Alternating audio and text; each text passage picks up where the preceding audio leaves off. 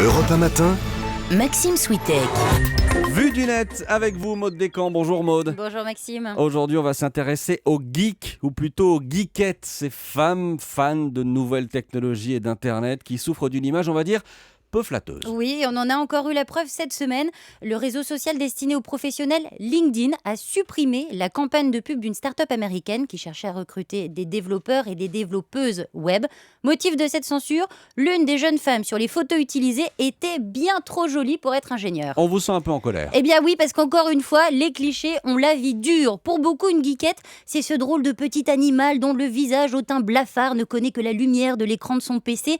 La geekette, on la reconnaît, elle parle cet étrange langage appelé HTML. Et puis surtout, elle est capable de vous lancer des phrases du type « Tiens, je t'ai envoyé une request, tu me follow, comme ça je te réponds en DM », auquel vous ne comprenez absolument rien. Absolument rien. Oui, bien c'est normal, Maxime. La geekette vit dans un autre monde. Et puis surtout, elle est tout sauf glamour. Donc pour LinkedIn, pas de doute, quand une entreprise met en avant une jolie jeune femme pour recruter une ingénieure, c'est forcément une photo prétexte pour appâter des candidats. Et ça n'était pas le cas. Non, LinkedIn s'est trompé. La jeune femme sur les photos n'est pas une fausse ingénieure. Elle s'appelle Florencia Antara. Elle est argentine et travaille vraiment comme développeur web pour cette start-up.